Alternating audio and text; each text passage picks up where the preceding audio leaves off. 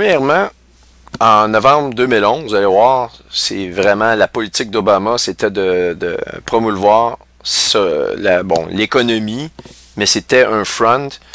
Et le but premier de cette politique-là, c'était finalement le transfert des missiles hypersoniques à travers la fondation Clinton. Bon, ici, on voit le 10 novembre 2011, Barack Obama, il félicite le président Medvedev, parce que Medvedev a été là jusqu'au 7 mai 2012, et après, ça a été Poutine. Voyez-vous que ça allait bien avec Medvedev? Écoutez, la relation avec Obama est un numéro 1. Évidemment, vous allez voir que le président Medvedev était de connivence. Vous allez le voir plus tard, il apparaît, le même Medvedev qu'on voit ici, qui a annoncé apparemment la mort. Tiens, vous allez voir que les noms reviennent comme c'est assez spécial. Voyez-vous ici, là, ça va apparaître 20 minutes sur le site officiel du président Medvedev, Dimitri Medvedev, et ça c'est selon les Debka-Files quand même. Puis après 20 minutes, on a retiré comme quoi que Vladimir Poutine était mort. Donc, ce Medvedev-là s'entendait très bien avec les Clinton. Il avait une très grande relation. Vous allez le voir d'ailleurs dans les preuves des courriels de l'article que je suis en train de vous démontrer. Et ce même ancien président Medvedev-là s'entendait extrêmement bien avec Obama. Il avait un plan de transfert technologique. Et vous allez voir qu'il a participé au projet Skolkovo. Le même homme. C'est pour ça que je vous parle que les chances qu'il y ait eu un changement de régime est très grand parce que vous allez voir que Poutine, le Poutine que moi je pense qui était là en 2012, a vraiment voulu empêcher ce projet-là. Puis je vais vous expliquer pourquoi il a voulu empêcher ce projet-là. Parce que la plupart d'entre vous, vous allez vous demander, ouais, mais c'est intéressant parce que Poutine, c'est sûr qu'il voulait cette arme-là, ça renforçait son pays au niveau militaire. Oui et non, parce que c'était l'entreprise privée qui possédait cette arme-là. Vous pouvez imaginer que vous êtes président américain, vous avez un richissime qui possède plus d'argent que le produit national brut américain annuel. Alors, ça devient quand même des gens très influents et très puissants. Et s'il faut que ces hommes-là soient en plus dans l'armement, alors ça leur donne encore plus de pouvoir. Ça leur donne un pouvoir tel qu'ils peuvent influencer les politiques d'un pays et même le renversement d'un régime d'un pays, par soit leur argent ou des transferts de technologie. Ils peuvent faire énormément de tort au régime en place, ces gens-là. Et c'est pour ça qu'on appelle ça l'oligarchie. L'oligarchie, c'est des hommes, comme je vous rappelle, qui sont en position d'avoir une influence à ce point-là par leur grand pouvoir, soit monétaire, monétaire souvent, oui, et tout le temps même, mais aussi par leur position, dépendamment de leur entreprise, dans quelle sphère elles œuvrent, eh bien, ça leur donne encore plus de pouvoir. Donc, voyez-vous, c'est la politique d'Obama de faire ces transferts-là, et son comparse, c'était le président Dimitri Medvedev. Mais comme en 2012, il a été sorti, Poutine est arrivé, c'est là que les choses se sont un petit peu envenimées. Puis vous allez voir que là, c'est après ça que même Obama il a mis des sanctions contre la Russie. Vous allez voir, c'est un peu complexe, mais d'un autre côté, on voit un pattern qui ressort de tout ça. Alors donc, ça c'est dans un premier temps. Et puis, c'était le World Trade Organization. Bon, ce projet-là d'Obama, c'était d'intégrer la Russie dans le World Trade Organization à travers le président Medvedev, etc. Et il appelait ça le reset. C'est lui-même, Obama, qui appelait ça le reset des relations entre les États-Unis et la Russie. OK? Et donc, vous avez aussi un article, ça c'est je vous rappelle, en 2011, puis c'est en 2016 que là, les médias ont commencé à dire, voyez-vous ici un article du 5 avril 2016, le Russian, puis il y en a eu plusieurs articles, là, je vous en montre une, il y en a eu énormément, le Russian Reset, a resounding failure. C'est un échec retentissant ici. Fait que, donc, sauf que, vous allez voir, c'est en fait un succès parce que Obama a réussi avec encore Medvedev, Dimitri Medvedev, lui a participé avec, parce qu'ils sont amis avec Victor Vekselberg, les Clinton, sont chummy, comme on dit, puis ont réussi avec énormément d'argent de l'extérieur, en fait, pour de l'argent, ils ont transféré la technologie carrément. Alors, on va retourner à l'article. Donc, Hillary Clinton, alors responsable de toute la mécanique du Russian Reset, OK? Le Russian Reset. Le Russian Reset, comme je vous l'ai montré, c'est la politique d'Obama. Donc, Barack Obama lui a donné un mandat. Ce qu'elle fait, c'est pas sans la connaissance de Barack Obama. OK, vous comprenez que c'est direct, là. Et ça fait justement partie des tâches du secrétaire d'État. Elle consulte le président, elle est directement avec lui pour tout ce qui est la politique étrangère. Mais là, on parle de transfert de technologie. Bon, ça peut faire partie des politiques étrangères, mais là, quand on parle d'armes et de secret défense, on parle d'une trahison passible de la part de la peine de mort aux États-Unis. Mme Clinton devrait être jugée et retenue coupable avec toutes ces preuves-là, puis elle devrait passer sa chaise électrique parce que c'est la loi américaine. C'est une des plus grandes trahisons possibles. Je veux dire, c'est incroyable, là. Et pourtant, voyez-vous, toutes ces personnes-là, Mme Clinton et d'autres, là, qui sont pris dans le scandale, notamment des jeunes enfants, et bien que ça c'est incroyable aussi, ce scandale-là. Et toutes ces personnes-là continuent de manger, de se promener. Il n'y a personne qui a été arrêté. On fait absolument rien. Il faut comprendre que Trump a énormément de bâtons dans les roues pour faire ceci, parce que le FBI, la CIA n'obéissent pas à lui, ils sont contre lui. Il le sait très bien, fait qu'il est obligé de faire cavalier seul. Et c'est très, très complexe pour lui actuellement de manœuvrer à travers tout ça. Donc, bon, elle était responsable du Russian Reset et avait été chargée de trouver des entreprises pour investir et travailler pour élaborer le projet Skolkovo, et ce, dès les premiers mois de son mandat en tant que secrétaire d'État des États-Unis. Comme je vous ai expliqué, c'est Barack Obama en personne qui a donné le mandat.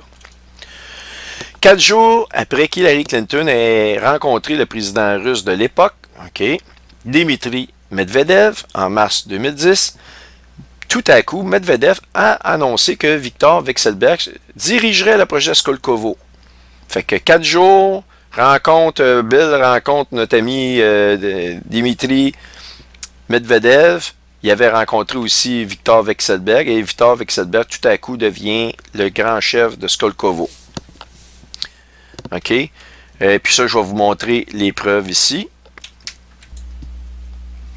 Donc ici, le centre de recherche et développement Skolkovo, aussi connu sous le nom de la Silicon Valley russe, est un parc technologique situé à Skolkovo en Russie, une localité située à l'ouest de Moscou.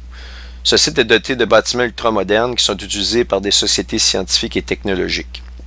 Le président russe Dmitri Medvedev a annoncé le lancement de ce projet le 12 novembre 2009. Fait qu'imaginez-vous, Obama arrive le 20 janvier 2009, le 21, Mme Clinton, déjà les courriels, on met de la pression, échange technologique.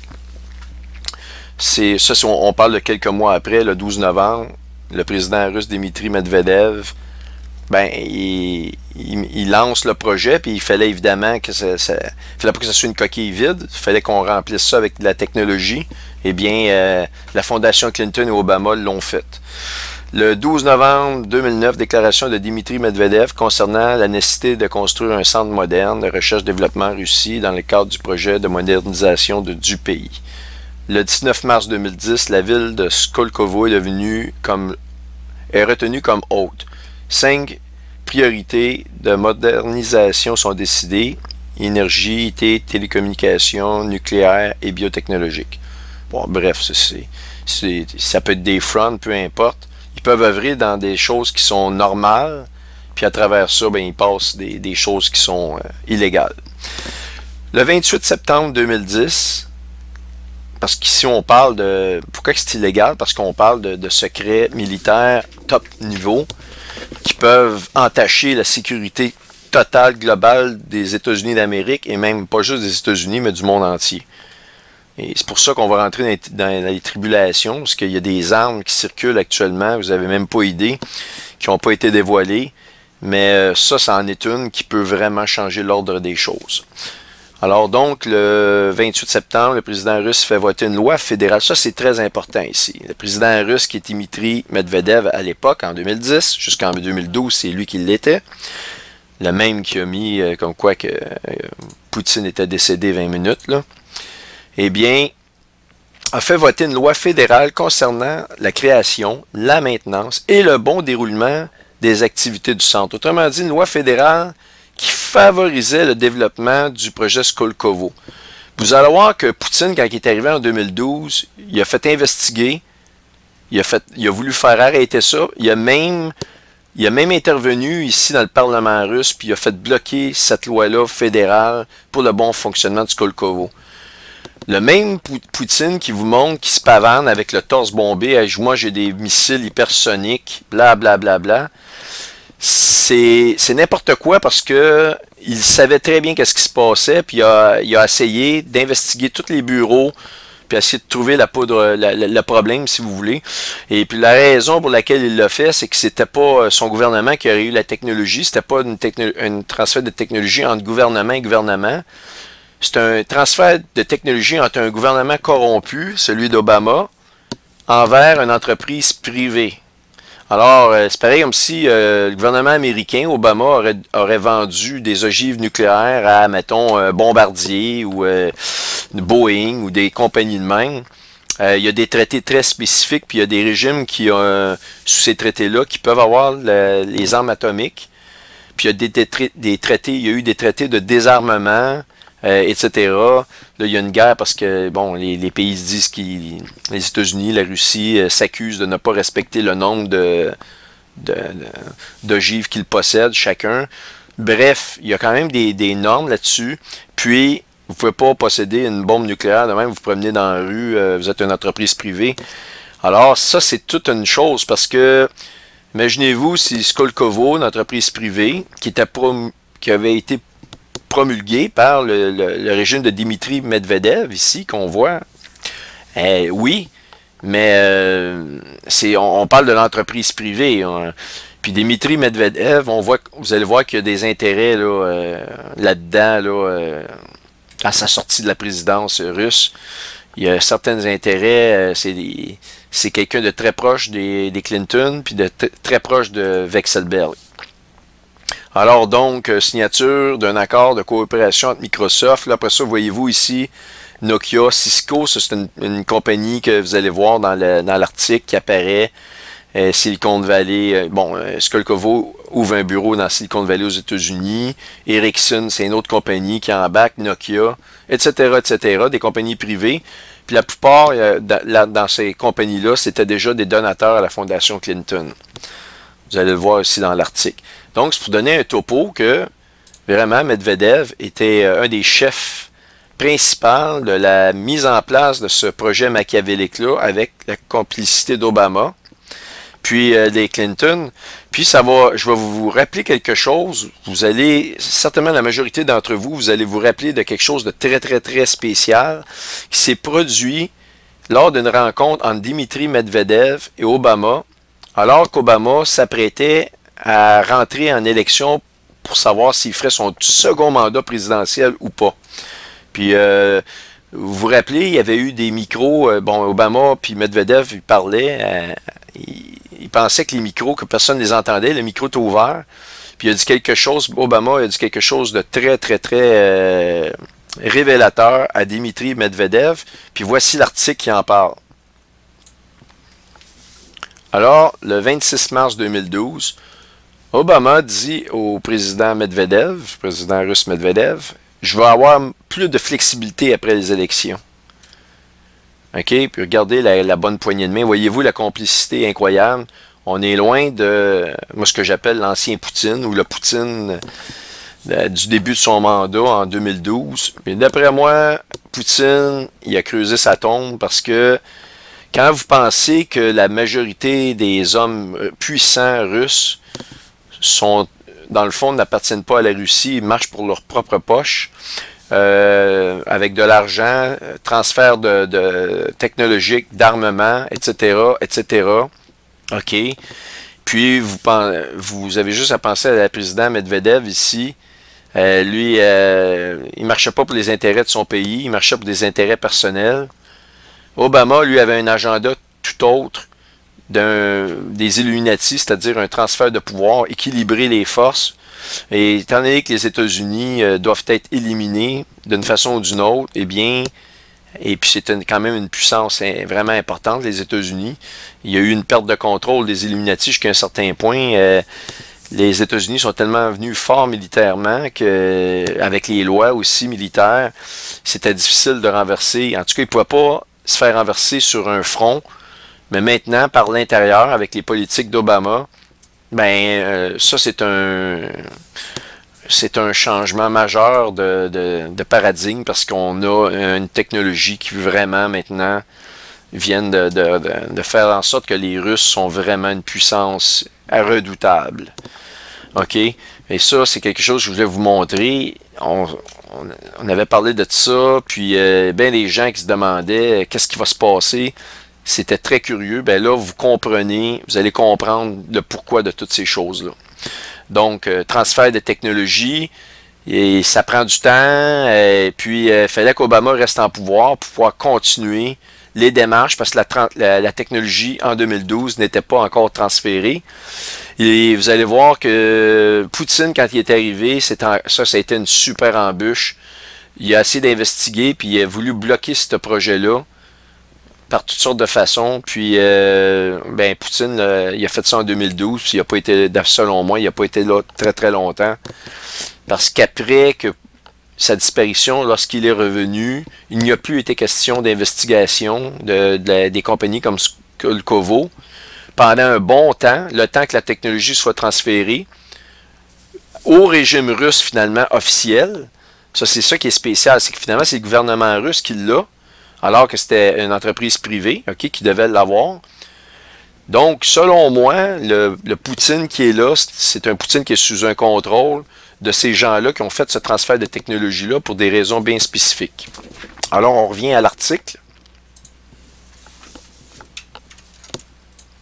Donc, 4 jours après qu'Hillary Clinton ait rencontré le président russe à l'époque, Dmitry Medvedev, en mars 2010, Medvedev a annoncé que Viktor Vekselberg dirigerait le projet Skolkovo. C'était justement ce que je vous montrais. Puis là, je vous ai montré les preuves. Juste un jour après qu'Hillary Clinton eut un entretien téléphonique privé avec John Chambers, le PDG de Cisco. Ah, tiens, Cisco, eh bien, c'est dans les compagnies que je vous ai montré ici, justement, qui ont investi dans le projet Skolkovo. Cisco, on la voit, Cisco. Voyez-vous ici Cisco, le 22 novembre 2010. Donc, à titre de preuve, OK. Donc, bon, Hillary Clinton a eu un entretien avec John Chambers, PDG de Cisco. Dmitry Medvedev avait rencontré les dirigeants de Cisco en Californie. Le même jour, Vekselberg avait annoncé que Cisco et Boeing investiraient dans le projet Skolkovo. Boeing, c'est aussi une des compagnies que vous aviez dans la liste. Cisco et Boeing étaient déjà deux des importants donateurs de la Fondation Clinton. Voyez-vous, je vous l'ai dit, c'est tous des joueurs, la Fondation Clinton, etc., etc., c'est très, très... je vous dis que c'est un bon outil, la Fondation Clinton, pour ces choses-là, parce qu'il y avait énormément de contacts, puis d'hommes très, très puissants. Quand on parle de personnes qui ont... si on parle de l'oligarchie américaine, ben les Clinton, évidemment, en font partie. Puis voyez-vous, à eux seuls, ils peuvent faire énormément de tort. Et évidemment, ben, ça prend la complicité d'un gouvernement en place parce que vous ne pouvez pas faire des gros projets de même, de transfert technologique. Si votre gouvernement est contre ça, Mme Clinton se serait fait arrêter, puis il y aurait des fuites là-bas. Il y a toutes des preuves électroniques. Si vous allez sur les serveurs à Washington, vous avez accès à des secrets défense. Ben, si vous les téléchargez, vous les envoyez chez vous à votre domicile, dans vos ordinateurs personnels, c'est sûr que je veux dire, le gouvernement américain le sait, il y a des traces électroniques de chacun des courriels qui sont envoyés. Il n'y a aucun échappatoire possible. OK? Et donc, du même coup, si on regarde du côté russe, Medvedev, lui, ben, c'était l'acolyte parfait, comme Obama l'était pour la Fondation Clinton. Ben, Medvedev, lui, marchait main dans la main avec Viktor Vekselberg et d'autres, puis la compagnie Skolkovo. Alors donc, voyez-vous, ces compagnies-là, ici, Cisco avait donc payé 250 6 000 à Bill Clinton pour un discours en octobre 2010, pardon. Ça va bien, 500 000 pour un discours, 250 000 pour un autre discours. Et je veux dire, si vous voulez faire de l'argent, faites des discours, vous allez faire de l'argent, apparemment. 3 mois à peine après l'annonce par Vekselberg d'un investissement de 1 milliard de dollars au projet Skolkovo. Wow! 1 milliard, là, vous commencez à faire... Ça commence à être de l'argent pour un projet. Il doit y avoir des intérêts là-dedans. Note, montrer les preuves pour l'investissement d'1 milliard qui fut le sujet d'investigation. On va y revenir là-dessus. Comme l'a noté Peter Schweitzer, auteur du rapport de Clinton Cash sur le projet technologique Skolkovo, 17 des 28 entreprises qui avaient finalement été répertoriées comme des partenaires clés du projet étaient également des donateurs réguliers de la Fondation Clinton. 17 sur 28, c'est quand même pas rien. La relation de Bill Clinton avec Victor Vekselberg se poursuivit pendant toute la période d'Hillary Clinton, pendant qu'elle était secrétaire du département de l'État américain. Mais non, c'est pas de la corruption, c'est pas de la collusion, il n'y a aucun conflit d'intérêt là-dedans, il y en a zéro. Alors, on donne des secrets d'État top niveau pour de l'argent, puis il n'y a aucun problème. Fait que faites-vous enrôler dans le gouvernement de votre pays, puis vendez des secrets militaires à qui veut bien vous les payer au plus offrant, si vous voulez. Puis mettez-vous ça dans les poches, puis vous pouvez aller vous promener, puis dire que vous êtes une patriote en plus de ça. C'est là ce qu'on est rendu. En 2012, Désir avait demandé aux membres de l'équipe d'Hillary Clinton s'il avait des préoccupations quant à la participation de Victor Vekselberg à une prochaine réunion de la Clinton Global Initiative, selon des courriels du Citizen United, que le Citizen United, avait obtenu en 2011. Là, c'est là que ça devient intéressant. Vekselberg avait alors été interrogé un an plus tard lors d'une enquête de 2013 concernant des soupçons de corruption dans le cadre du projet Skolkovo. Voyez-vous, Vekselberg, il a commencé à être interrogé en 2013. Mais qu'est-ce qui est arrivé en 2013? Poutine a pris le contrôle le mois de mai. 2012. Donc, Poutine arrive, il dit, attends un peu, toi, il y a quelque chose qui ne fonctionne pas. Et vous allez voir, il y a eu des descentes qui se sont faites. Et à l'intérieur des autorités russes, ne vous en faites pas, les Clinton ont quand même des contacts. Fait que le gouvernement russe maintenant n'était pas, était un peu comme Trump actuellement, avait les mains partiellement liées. Il y avait des gens qui lui étaient favorables, mais à l'intérieur du gouvernement russe, ce que je soupçonne, c'est des appels chez Skolkovo de dire, écoutez, on va vous faire une descente dans 3 jours, une surprise, videz vos preuves. Exactement ce que la Fondation Clinton a reçu. Vous allez voir, la Fondation Clinton a été investiguée par le FBI, puis subitement, il n'y avait plus de preuves. Mais il y a des gens qui ont témoigné que les preuves ont été détruites, qui ont reçu des appels d'avance. Puis vous allez voir, Comey, là, qui était le président du FBI, c'était un des bons amis des Clinton. Ce même Comey qui a regardé les preuves pour les traites d'enfants avec les Clinton puis les Podesta. Corruption, etc. Toutes les preuves courriels, puis lui, il regardait ça, puis il avait déclaré, ce même James Comey-là, directeur du FBI, il n'y a pas de raison d'investiguer plus longuement sur les Clinton. Avec toutes les preuves de corruption, de passible même de peine de mort, des corruptions, mais trahison, haute trahison, ben, lui, il a dit, ben non, même avec ces preuves-là, il n'y en a pas de raison d'investiguer la Fondation Clinton. Vous allez voir qu'il a reçu bien de l'argent des Clinton aussi. Donc, c'est pour ça que si vous avez un gouvernement corrompu, à ce moment-là, l'entreprise privée, il se passe des choses. Là, on avait un gouvernement corrompu à l'extrême avec Obama. Bon, les gouvernements sont toujours corrompus jusqu'à un certain niveau, mais là, ça dépasse l'entendement. Obama, c'était vraiment, il gagne la palme. Puis, du même côté, on voit que le Dimitri Medvedev, pour les Russes, c'était pas bien mieux. Puis ça marchait avec l'entreprise privée, puis c'est là que le projet s'est fait.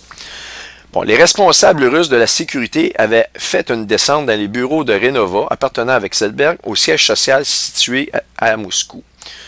La semaine dernière, au milieu d'allégations sérieuses selon lesquelles les dirigeants des entreprises contrôlées par Victor Vekselberg avaient soudoyé des responsables régionaux russes au sein du gouvernement russe, selon un rapport de l'agence de presse Reuters. Donc, déjà, vous voyez que, je veux dire, Poutine a beau être en place, on pense que c'est un régime de fer, mais ça dépend si vous avez à l'intérieur de votre régime des gens alentour de vous qui sont extrêmement corrompus, qui marchent, qui utilisent leur position de pouvoir, puis ils ne fonctionnent pas dans le gouvernement, mais qui sont corrompus, ben là, vous avez un sérieux problème quand vous prenez le pouvoir. Donc, vous faites affaire avec des services de police, des services de la sécurité. Certains membres corrompus à l'intérieur de ça peuvent donner des fuites, puis vous essayez à ce moment-là de mettre la main sur quelqu'un qui est corrompu. Vous n'arrivez jamais à monter à cette preuve pour pouvoir vraiment mettre le collier dessus. Et c'est ça qui s'est produit, là. Mais donc, vous allez voir que le président russe a essayé fort, là, Poutine. Ça n'a pas fonctionné. C'est pas des... on parle des Clinton, on a toutes les preuves, les fuites sur Wikileaks, et ces gens-là fonctionnent encore, ils sont encore libres. Et Obama, il y a des preuves de sédition, de trahison, de toutes sortes de choses sur Obama, puis il fait des speeches, il se promène partout, il est libre. Ces gens-là sont extrêmement puissants, ils sont protégés à un niveau